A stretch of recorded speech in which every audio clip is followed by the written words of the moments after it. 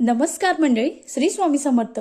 प्रत्येकाला वाटतं की मी खूप कष्ट करतो, मेहनत करतो, त्याचं फळ मला भेटावं. पण असंच आपण खूप मेहनत कष्ट करतात तरीही जे दुर्भाग्य आहे ते आपलं पिछा सोडत नसेल किंवा नशीब आपल्याला साथ देत नसेल तर भाग्य चमकवण्यासाठी तुम्ही हा उपाय अवश्य करा.